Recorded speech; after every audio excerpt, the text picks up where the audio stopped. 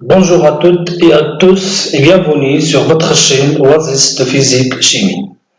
Dans cette vidéo, nous allons parler de dipôle RC pour les élèves de deuxième année baccalauréat, toutes les filières internationales. Alors nous allons commencer par la définition ou bien par les propriétés de condensateur. Donc voilà le condensateur. Donc un condensateur de symbole C, ou bien symbolisé par la lettre C, d'accord, est constitué de deux armatures. Donc voilà la première armature et la deuxième armature, d'accord, métallique, séparée par un isolant. Donc voilà l'isolant, d'accord.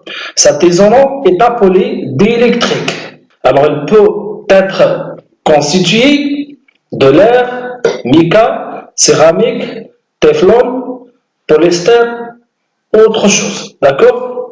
Isolé, bien sûr. Un condensateur doit être utilisé en courant variable, toujours en courant variable, ou bien en régime transitoire. D'accord? Nous admettrons qu'à chaque instant, les armatures A et B portent des charges électriques opposées. D'accord? De même valeur absolue. Ça veut dire la charge qui A positive et la charge qui est B négative. Ça veut dire qui A égale moins qui B. D'accord? Alors lorsqu'on fait la valeur absolue, on trouve bien sûr même valeur. D'accord? Donc voilà le condensateur.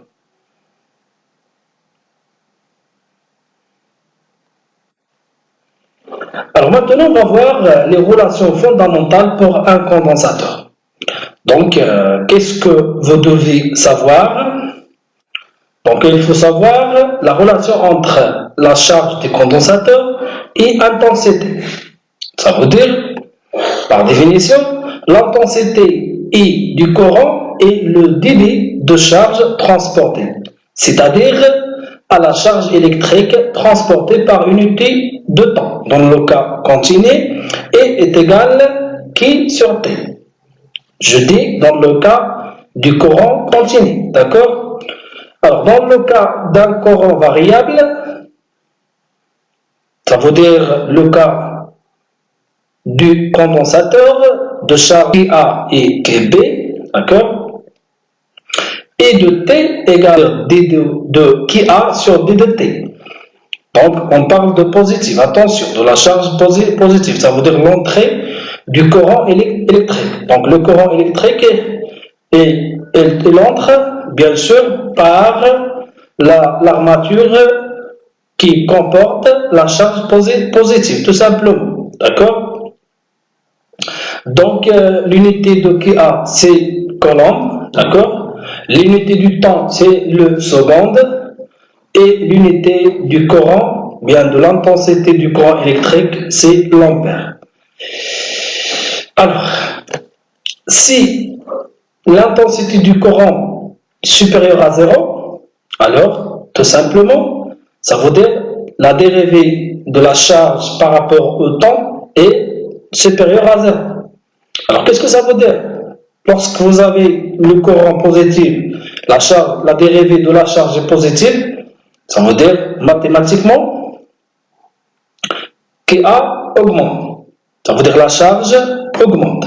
Mathématiquement, lorsque vous faites la dérivée d'une fonction mathématique, et lorsque vous avez trouvé la dérivée de la fonction positive, alors vous allez dire que cette fonction est tout simplement croissante. Donc la charge ici est croissante. Ça veut dire on parle de la charge de condensateur. Ça veut dire le condensateur se charge. C'est clair? Deuxième cas, si l'intensité du courant est inférieure à 0, ça veut dire négative.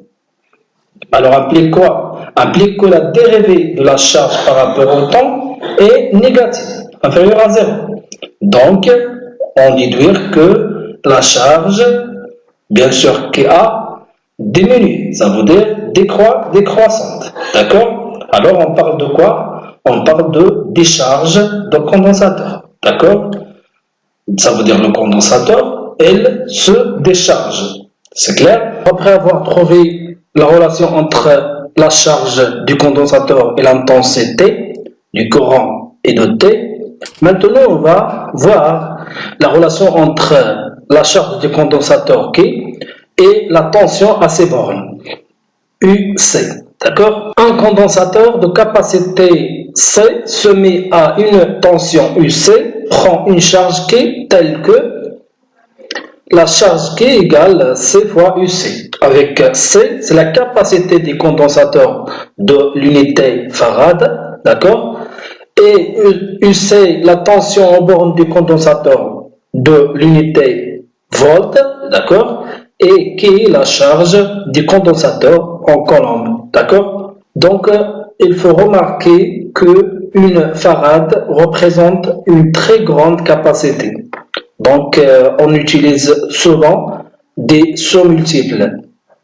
C'est millifarad qui est égal à 10-3 farad, microfarad qui est égal à 10-6 farad, nanofarad qui est égal à 10-9 farad et picofarad qui est égal à 10-12 farad. D'accord?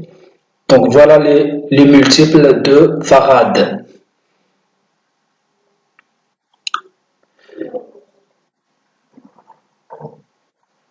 Alors, la relation entre l'intensité et tension. Donc, quelle est la relation entre l'intensité I de T et la tension UC de T? D'accord? Alors, nous avons trouvé dans les paragraphes précédents que I de T est égal à la dérivée de la charge par rapport au temps. D'accord? Et aussi, on a trouvé que Q de T égale C fois UC de T. D'accord? Alors, en utilisant ces deux relations, la dérivée de la charge par rapport au temps dans cette relation, donc on fait la dérivée de cette relation, alors on trouve la dérivée de C fois UC de T sur D de T. Alors, sachant que C est une constante et la tension I de C varie en fonction du temps, d'accord? Donc, on peut sortir tout simplement C de la dérivée. Donc, égale C fois dérivée de I de C sur D de T. D'accord? Et finalement, on remplace la dérivée de la charge par rapport au temps, d'accord, dans l'expression de l'intensité. Nous trouvons finalement la relation entre l'intensité du courant et tout simplement la tension aux bornes du condensateur. Donc, I de T est égal à C fois D de I de C sur D de T. D'accord? Donc, voilà la relation entre l'intensité et la tension aux bornes du condensateur. Donc, cette relation, c'est très importante dans l'électricité, surtout RC, RL, RSC. D'accord? Réponse d'un dipôle RC à un échelon de tension. Donc, qu'est-ce que c'est qu'un échelon de tension? Alors, est un signal électrique est doté. D'accord? Ça veut dire que la tension dépend du temps. Alors, en général, on distingue deux types d'échelons. D'accord? Il y a échelon montant de tension et échelon descendant de tension. Alors, qu'est-ce que c'est qu'échelon montant? Ça veut dire, lorsque T est inférieur à 0, alors on aura la tension égale 0. D'accord? Si T est supérieur à 0, on a I de T égale E. Alors comment ça? Alors, comme vous voyez dans la figure, lorsque le temps T est inférieur à 0, la tension ici égale 0. D'accord? Lorsque T est supérieur à 0, ça veut dire ici, la tension égale E, la force électromotrice du générateur. Alors, on déduit que la tension électrique appliquée à ces bornes passe brusquement de 0, voilà 0, à une tension constante E. D'accord? Donc elle passe de 0 vers E, lorsque t est supérieur à 0. Donc voilà la définition, bien voilà la notion d'un échelon montant de tension. Alors maintenant, on va voir l'échelon descendant de tension. Alors maintenant, on va voir l'échelon descendant de tension. D'accord? Alors, lorsque t est inférieur à 0, on a la tension I de t égale E. D'accord? Si t est supérieur à 0, d'accord? Si t est supérieur à 0, la tension égale 0. D'accord? Donc regardez bien la figure. Lorsque t est inférieur à 0, tout simplement la tension égale E, la force électromotrice du générateur. D'accord? Si t est supérieur à 0, la tension égale 0. Alors on peut déduire que la tension électrique appliquée passe brèche comment? De la valeur maximale E vers la valeur 0. C'est clair? Voilà. Donc voilà les deux échelons.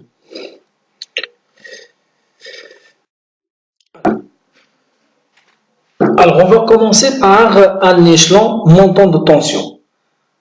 Quand on parle d'un échelon montant de tension, ça veut dire qu'on parle de la charge du condensateur. D'accord?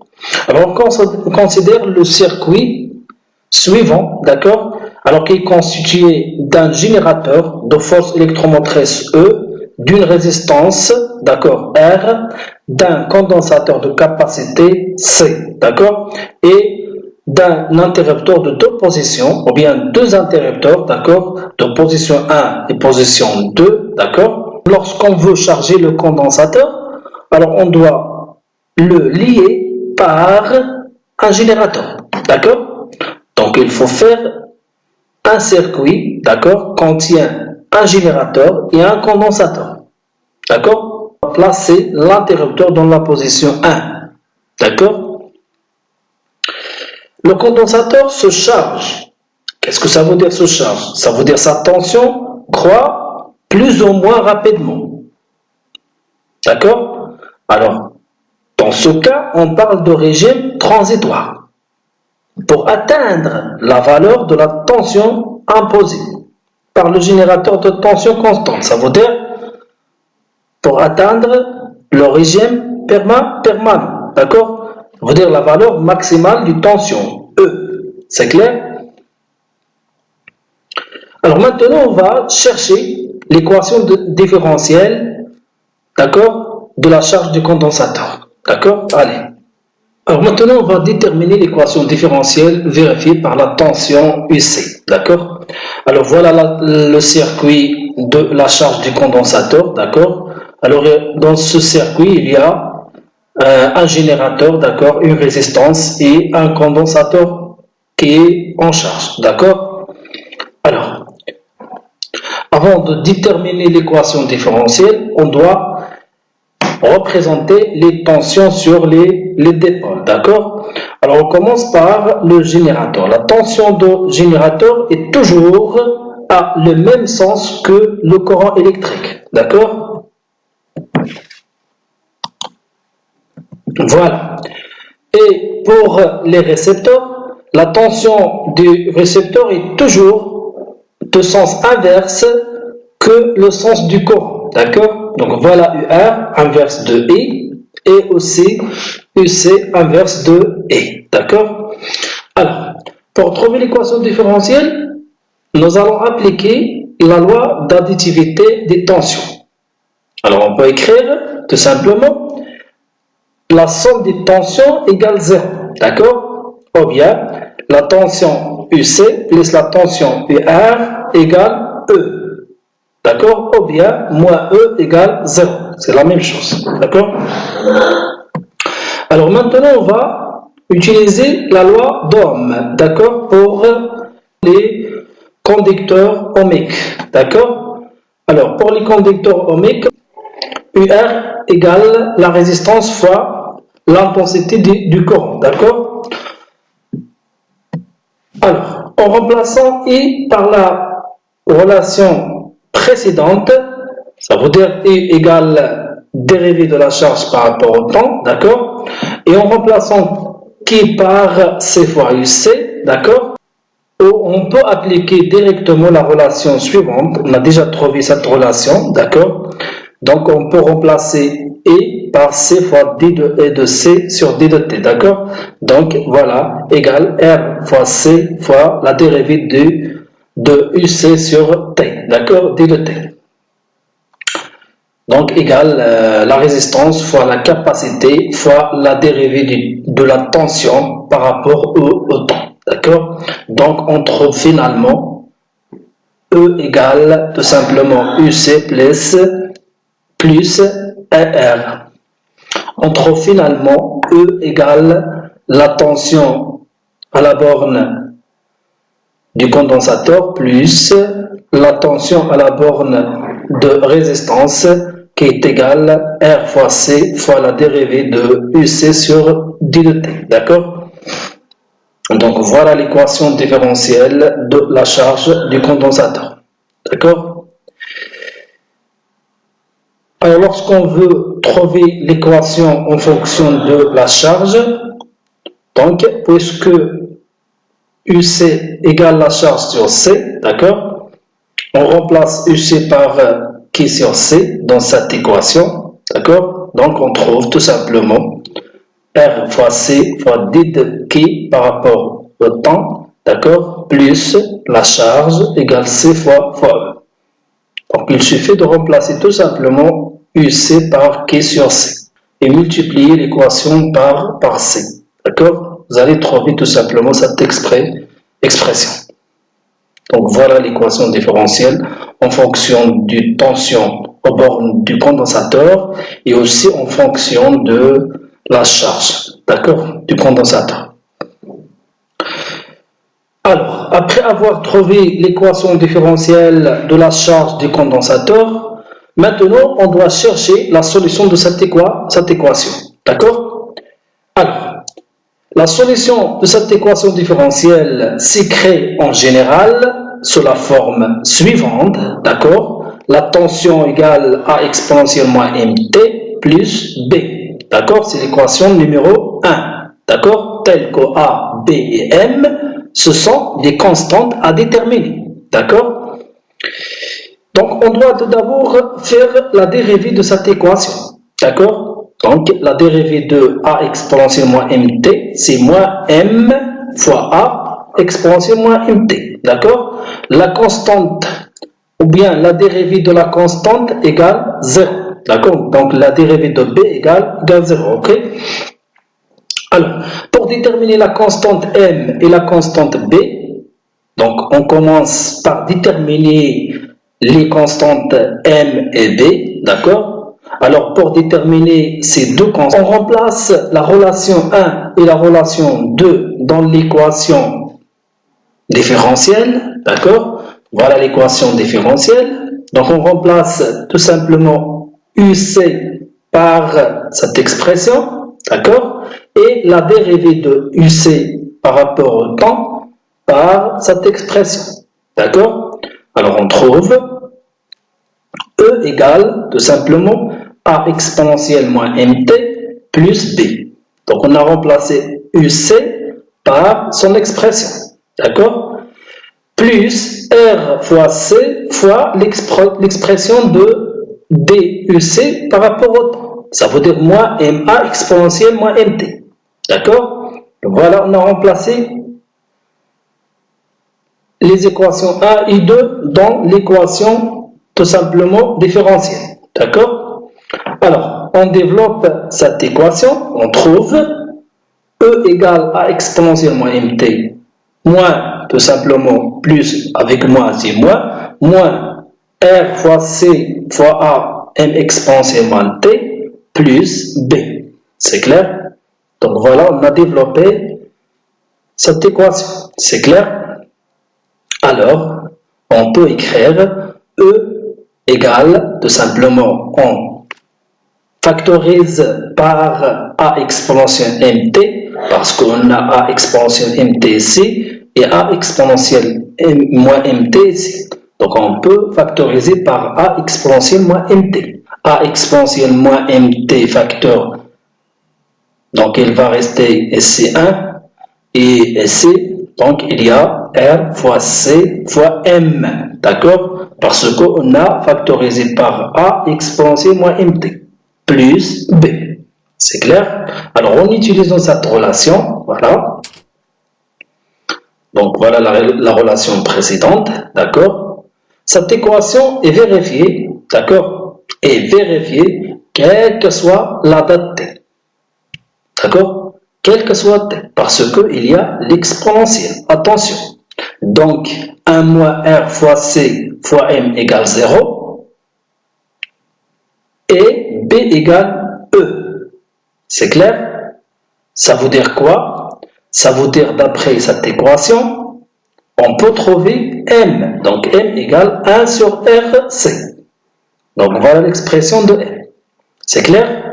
Pourquoi on a fait ces relations? Car B et E sont des constantes. D'accord? B et E sont des constantes. Et exponentielle moins mt est variable. D'accord? Variable du temps. C'est clair? Il faut donc annuler cette expression. D'accord? Et B égale E, tout simplement. C'est clair? Donc voilà pourquoi on a fait ça. Parce que l'exponentielle est variable, quel que soit t. C'est clair? 2, 1 moins RC, M égale 0, alors M égale 1 sur RC tout simplement. D'accord? Et B égale E. C'est clair? Donc la solution peut s'écrire sous la forme suivante. Ça veut dire on remplace M par son expression et B par E. D'accord? Donc voilà, UC de T égale A exponentielle moins T sur RC, parce qu'on a remplacé M par 1 sur RC, plus B qui est égal E. D'accord? Voilà. Donc il reste à déterminer la constante A. D'accord? Alors comment déterminer la constante A? Donc, tout simplement, on utilise les conditions initiales.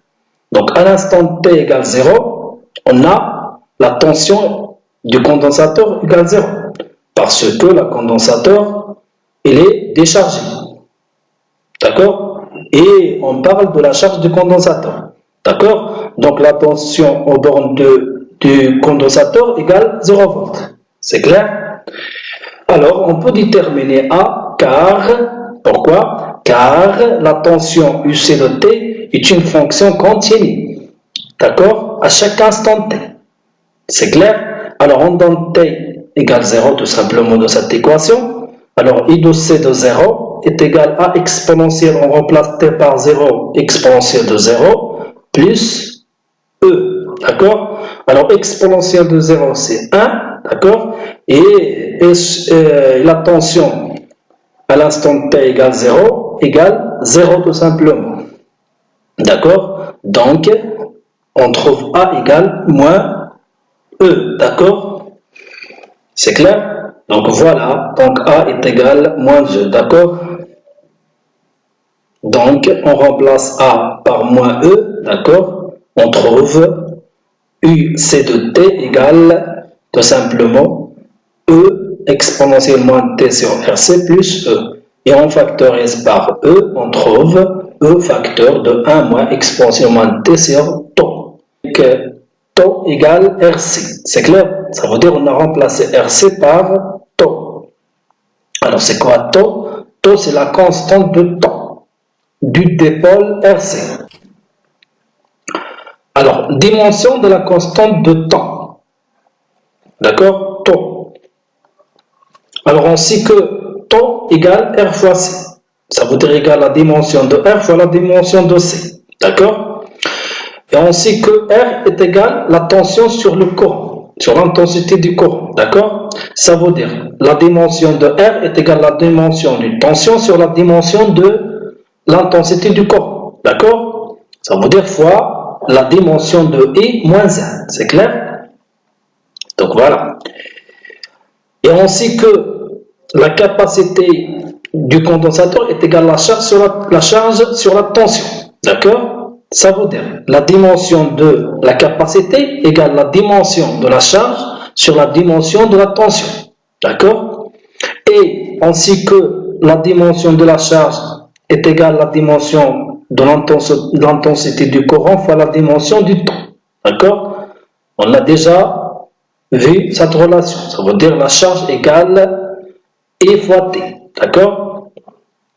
Alors, C égale, tout simplement, on remplace la dimension de la charge par la dimension de E fois la dimension du temps. D'accord? On trouve la dimension de la capacité égale la dimension du courant fois la dimension du temps sur la dimension de la tension. C'est clair? Alors maintenant, on a la dimension de R, on a la dimension de C, on peut remplacer dans la dimension du temps, la constante de temps. D'accord? Donc, égal R fois C est égal tout simplement R, c'est la dimension de I fois la dimension de I, d'accord? Fois, tout simplement C, c'est la dimension de I fois la dimension de T sur la dimension de U, ou bien la dimension de I moins 1, d'accord? Et voilà, donc U fois U moins 1, c'est 1, I fois I moins 1, c'est 1, donc elle reste tout simplement la dimension de temps est égale à la dimension de T, du temps, d'accord? Temps égale R fois C à la dimension d'une durée, est appelée constante de temps, du pôle, d'accord? RC, et s'exprime en secondes, ça veut dire l'unité du temps, d'accord? Donc voilà, on a trouvé la dimension de temps. Alors la courbe qui représente la fonction UC de T égale E facteur de 1 moins exposé moins T sur tout, ça veut dire la solution de l'équation différentielle de la charge du condensateur. Simplement, en mathématiques, on fait la dérivée de la fonction, d'accord? Donc la dérivée de cette fonction, tout simplement, c'est une fonction tout simplement positive, d'accord? Alors lorsqu'on trouve f' positif dans les mathématiques, on dit quoi? On dit que la fonction est croissante. D'accord? Donc ici, on a trouvé que la dérivée de UC de T par rapport au temps est égale tout simplement E moins avec moins sur plus, donc E exponentielle moins T sur temps. Donc c'est une fonction positive. Donc elle est croissante. C'est clair? Voilà. Donc on peut diviser cette courbe en deux régimes. Régime transitoire, voilà le régime transitoire, d'accord? S'appelle régime transitoire, et régime stationnaire. Voilà le régime stationnaire, ça veut dire la courbe dans ce régime est stable, d'accord? Alors, maintenant, pour déterminer la constante de temps, il y a deux méthodes, d'accord? Graphiquement, d'accord? Alors, pour déterminer la constante de temps graphiquement, alors il y a deux méthodes. La première méthode, c'est la méthode des 63%, d'accord? Alors, on utilise la solution de l'équation différentielle. C'est clair, ça veut dire cette équation. C'est clair? Alors, lorsqu'on donne T égale taux dans cette équation, alors on est égal E facteur 1 moins exponentielle moins taux sur taux. Ça veut dire exponentielle moins 1. D'accord? Donc, on fait le calcul de cette expression, on trouve tout simplement 0,63 E. C'est clair? Alors, P est l'abscisse qui correspond à l'ordonnée 0,63 E. Alors, où se trouve 0,63 E, ça veut dire 63%, d'accord? Donc, il est là, d'accord? Voilà, c'est clair? Donc, on fait la projection de ce point sur la courbe, d'accord? Donc, la projection de ce point, c'est tout simplement taux, représente taux, d'accord? Deuxième méthode, c'est la méthode de la tangente. D'accord? À la courbe, tout simplement, AT égale 0, ici. Donc, on trace la tangente AT égale 0. Donc, voilà la tangente. D'accord? Coupe l'asymptote. Voilà l'asymptote. D'accord? Voilà l'asymptote. D'accord? Donc, le point d'intersection de l'asymptote et la tangente, ici. Donc, la projection de ce point sur l'axe horizontal, d'accord? Tout simplement, c'est temps. D'accord? C'est la constante de temps. D'accord? Donc, vous avez deux choix. Lorsque vous avez une courbe de l'équation de la charge du condensateur, vous avez deux choix, d'accord? Ou bien deux méthodes pour trouver graphiquement la constante de temps, d'accord?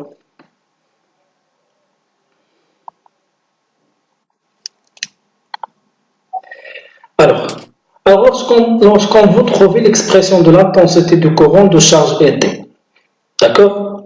Alors comment?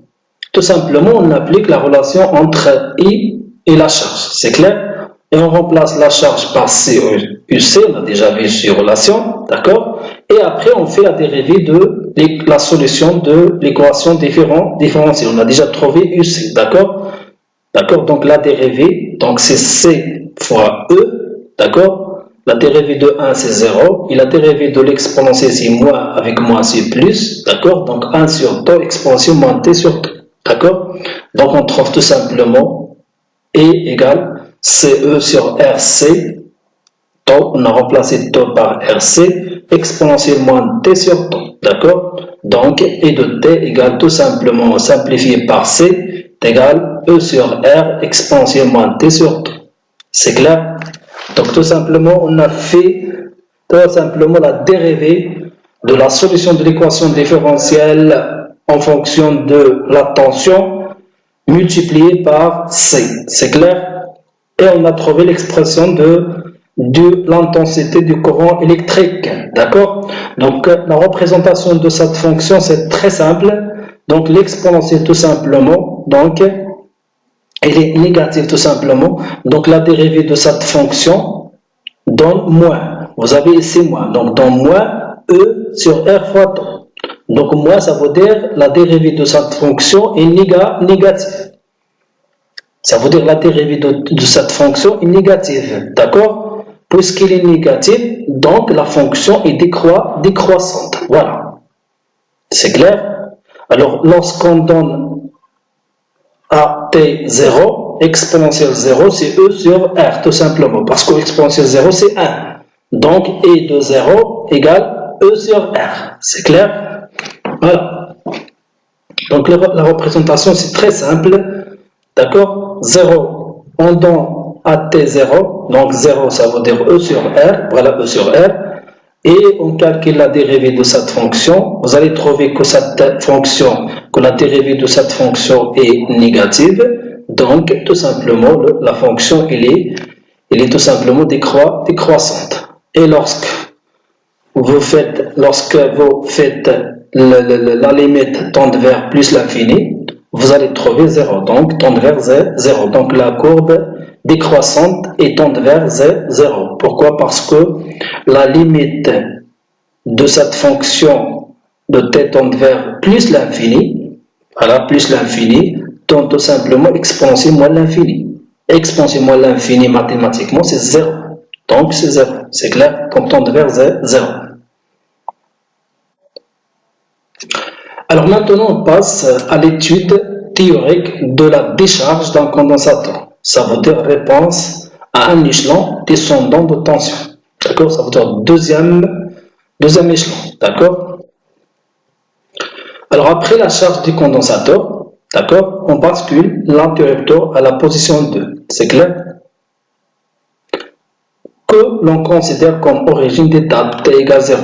Le condensateur se décharge dans la résistance. Ça veut dire le condensateur, il joue le rôle du générateur. C'est clair? Donc, avant de trouver l'équation différentielle tout simplement, on a représenté tout simplement les tensions. D'accord? Voilà UR, l'inverse de I, et aussi UC, l'inverse de I. C'est clair? Alors, il faut faire attention ici, le courant circule dans le sens négatif. Parce qu'on a dit que le condensateur joue le rôle du générateur. Donc, le courant, il est tout simplement dans le sens inverse de UC. Ça veut dire elle circule dans le sens négatif. D'accord? Dans la convention récepteur. C'est clair? Donc, il faut faire attention sur ce remarque. D'accord? Alors, l'équation différentielle vérifiée par la tension. Alors, d'après la loi d'additivité des tensions, d'accord? Donc, UC plus UR égale 0 parce qu'on n'a pas de générateur ici, donc égale 0, d'accord? Alors, on remplace tout simplement UR par R fois I, d'après la loi d'Ohm, d'accord? Selon la convention récepteur, on a I égale la dérivée de K par rapport au temps.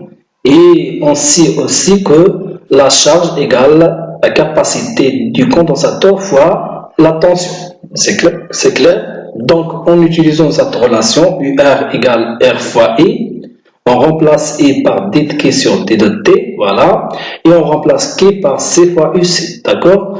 Alors, C est une constante, donc on peut la sortir de la dérivée, d'accord? Égale R fois C fois d de C sur d de T. On a déjà fait cette relation, d'accord? Cette démonstration. Donc, en remplaçant dans l'additivité des tensions, d'accord? En remplaçant UR par RC fois T de SC par rapport au temps, en remplaçant par R fois C D, la dérivée de UC par rapport au temps, d'accord? On trouve tout simplement UC plus R fois C D de UC sur D de T égale 0. Donc voilà l'équation différentielle de la décharge du condensateur. D'accord? Alors maintenant, on doit chercher la solution de cette équation. C'est clair? Alors, la solution de l'équation différentielle. La solution de l'équation différentielle est de la forme suivante. D'accord? C'est la même forme de la première équation différentielle. Ça veut dire de la charge. D'accord? Telle que A, B et M, ce sont des constantes à déterminer. D'accord? Alors, nous avons suivi la même méthode, d'accord, de la charge. D'accord? Alors, on fait la dérivée de cette fonction. D'accord? On a déjà fait. D'accord? Alors, on commence par la détermination de M et B. Et il faut faire attention. Toujours, on commence par déterminer B et M. C'est clair? Alors, en portant 1 et 2 dans l'équation différentielle, d'accord? En remplaçant cette expression et cette expression dans l'équation différentielle, voilà l'équation différentielle, d'accord? Alors on trouve l'équation suivante, d'accord? Avec 0, parce qu'on n'a pas de générateur, c'est clair? Alors, on développe cette équation, on trouve l'expression suivante, d'accord? Voilà. Alors, on factorise par exponentielle moins mt, d'accord? Voilà, on trouve 1 moins R fois C fois M plus la constante. C'est clair? Cette équation est vérifiée quelle que soit la date t, d'accord? Parce qu'il y a l'exponentielle. Donc, soit pour B égale 0 et 1 moins R C fois M égale 0. D'accord? Ça veut dire B égale 0 et l'expression qui est multipliée par l'exponentielle égale 0. Donc, à partir de cette expression, on trouve l'expression de M égale 1 sur RC et B égale 0. C'est clair? Donc, la solution peut s'écrire sous la forme suivante. Voilà, donc UC égale A exponentielle moins T sur RC. Bien sûr, RC, c'est la constante de temps. D'accord? Et B égale 0. En considérant les conditions initiales à l'instant T égale 0, on a UC de 0 égale E, cette fois, parce qu'on parle de décharge. Ça veut dire on part de la valeur maximale vers 0. C'est clair? Il faut faire attention. Alors, pour déterminer A, on considère les conditions initiales. Donc, à t égale 0, la tension à t égale 0 égale E. Bon, parce qu'on parle de décharge. D'accord? Car UC de t est une fonction continue à chaque instant t. D'accord? Donc, il est toujours continu. C'est clair? Donc, UC de 0 est égal à exponentielle de 0. D'accord? Est égal E, parce que la tension à la date 0 égale E. D'accord? On parle de décharge. Donc, A égale E. Alors, l'équation, bien la solution de l'équation différentielle de la décharge s'écrit sous la forme suivante. E exponentielle moins T sur T. C'est clair? Avec taux est égal R fois C et la constante du temps de dipôle RC. C'est clair? Alors, maintenant on passe à la détermination de la constante du temps T dans le cas de décharge. Donc la courbe qui représente l'équation de décharge, d'accord? Alors puisqu'on a E exponentielle moins T sur T, donc la dérivée de cette fonction donne une fonction négative. D'accord? Ça veut dire inférieure à 0. Donc, cette fonction est décroissante. D'accord? Alors, lorsqu'on donne T plus l'infini, d'accord? Voilà, plus l'infini, tout simplement, on trouve 0. Donc, elle est décroissante vers 0. D'accord? Elle est décroissante vers 0. D'accord? Alors aussi, il y a régime transitoire et régime tout simplement stationnaire ou permanent. D'accord? Voilà le régime transitoire, c'est la diminution. Et voilà le régime stationnaire. D'accord? Ça veut dire stable, la courbe est stable. Alors pour déterminer la constante de temps, il y a aussi deux méthodes. D'accord? La première méthode, c'est des 37%. Dans le cas de diminution, on utilise 37%. Et dans le cas de l'augmentation, on utilise 63%. On utilise la solution de l'équation différentielle, d'accord? Pour t est égal taux, ça veut dire on remplace de cette équation t par taux, d'accord? On trouve t taux sur taux ci moins 1, d'accord? Donc E exposé moins 1 égale presque 0,37 fois E. Donc voilà 0,37 fois E. Donc la projection sur la courbe donne la constante de temps. D'accord? Donc voilà. Donc c'est la première méthode. Deuxième méthode, tout simplement, c'est la méthode de la tangente. La tangente à la courbe à t égale 0 coupe l'axe des abscisses asymptote u égale 0. C'est clair? Ça veut dire à t égale taux. C'est clair? Donc l'intersection de la tangente avec l'axe horizontal donne tout simplement la constante de temps. Alors l'influence de temps. On commence par la charge des condensateurs. Alors lorsque taux est inférieur, d'accord, alors la charge se fait rapidement. D'accord? Par contre, lorsque taux supérieur, la charge se fait lentement. C'est clair? Dans le cas de décharge, lorsque T1 inférieur, la charge se fait rapidement. Par contre, lorsque taux supérieur, la charge se fait lentement. D'accord? Alors, on peut déduire que lorsque taux est grande, la charge ou la décharge se fait lentement et inversement. C'est clair? Alors l'expression de l'intensité du courant dans le cas de la décharge, par la solution de l'équation différentielle dans le cas de décharge. D'accord? Alors on sait que l'intensité du courant est égale dt sur d de t. On remplace K par C fois UC.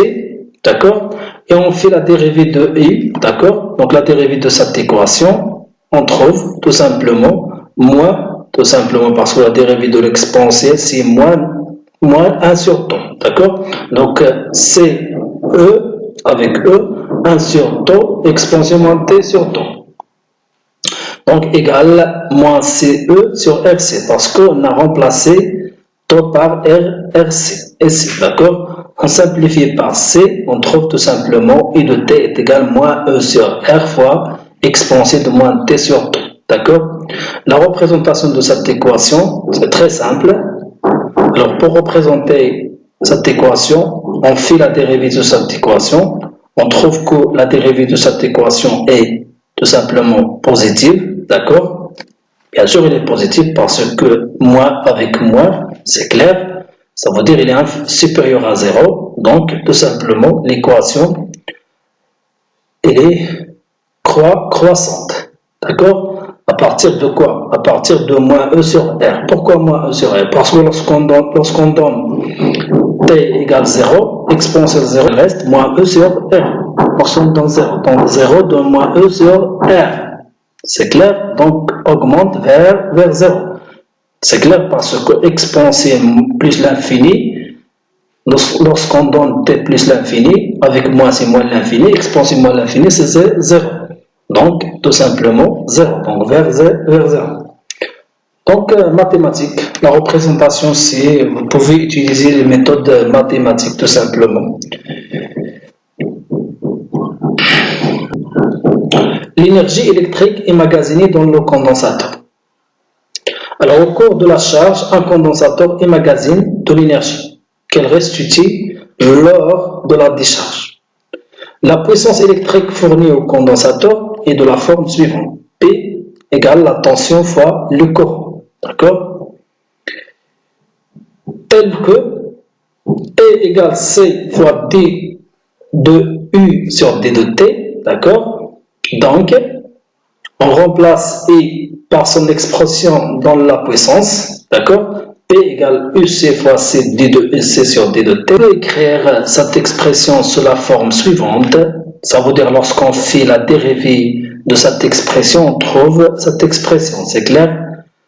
D'accord? Parce que la dérivée de x carré, c'est 2x fois x prime. C'est clair? On sait que la puissance électrique, c'est la dérivée de l'énergie emmagasinée. D'accord? De l'énergie électrique stockée par un condensateur et 1/2, tout simplement, cette expression. Voilà. Donc, on a P est égal à la dérivée. Pourquoi?